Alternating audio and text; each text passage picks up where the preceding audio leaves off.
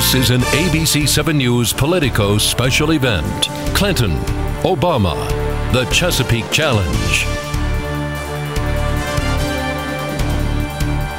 Hello and good evening, everyone. I'm ABC 7's Leon Harris, along with my colleague John Harris, editor of the Politico. We are here at the eve of Chesapeake primary here in the region, and on this night, we want to go ahead and spend some time with the leading Democratic contenders. Joining us for the next half hour, uninterrupted, is Illinois Senator Barack Obama. Good to see you. Thanks for joining us. Thank you so much for having me. Well, let's get right to it. As you know, there is tremendous interest in this race between you and Senator Clinton. Yes. And it has been building. As a matter of fact, since that debate that you all had with the CNN, Politico, LA Times, that debate had a record audience. Right. Since then, she's been calling for regular debates with you, and you've been holding off on that. You've been stalling on that idea.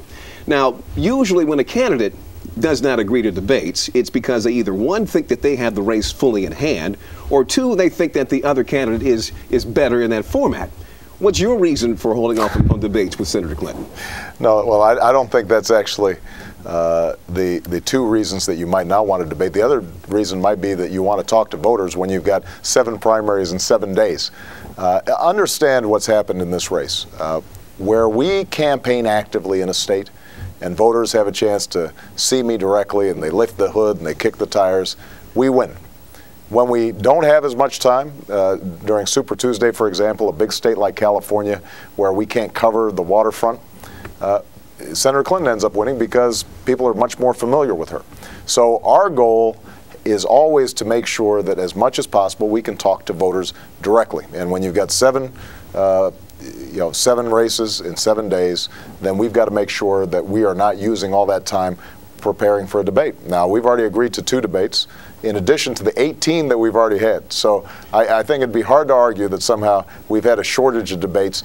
The American people want to find out directly from us what exactly we're going to do on critical issues like health care, critical issues like making sure the college is affordable, and that's what we do in formats like the one we had today. Well, there has been no shortage of debates, but that was the first time we've seen the 2 of you debating head-to-head, one-on-one, and that seems to be the kind of thing that people want to see more of. Well, I don't hear people just clamoring for debates, but we're going to have 2 more scheduled. What I think people really want to see is the kind of town halls that we had today where people have a chance to answer and ask questions of me directly. Senator, as you know, there's a large and growing population of Hispanic voters right here in the Washington area.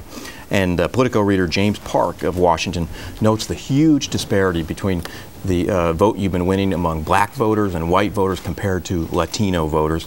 And he wants to know, what is your plan to address this disparity? And if I could add, what explains that disparity in the first place? Well, I think it's again, just lack of information. I think Senator Clinton, partly because of her husband and Bill Clinton's presidency, are much more familiar with the Clinton brand name. And, my vote among Latinos in my home state of Illinois, when I ran, for example, was 75%, despite having a very strong Hispanic candidate in the race.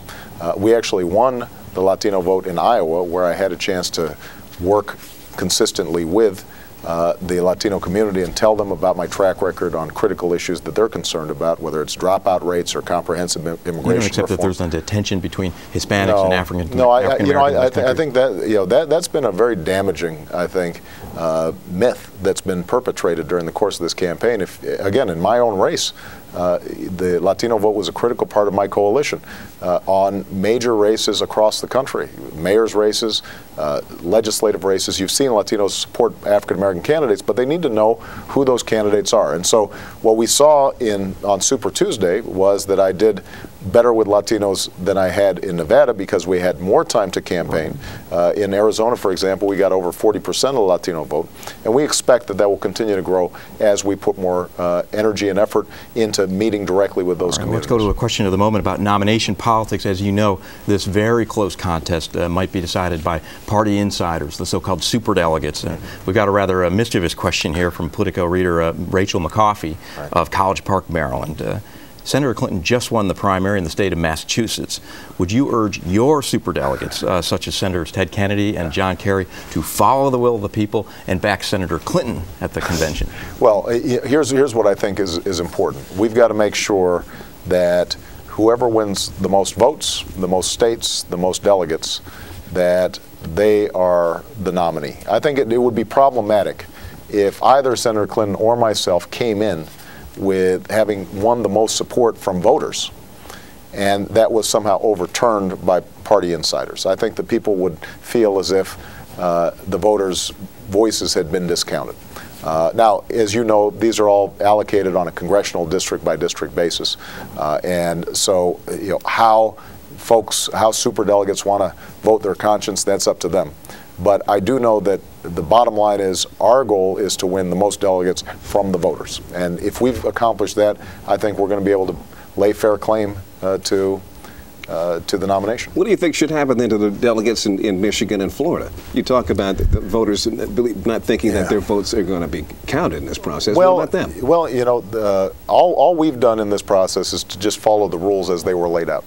I love the voters in Michigan, and I love the voters in Florida, and I want them to participate. We abided by the rules that had been set out by the DNC.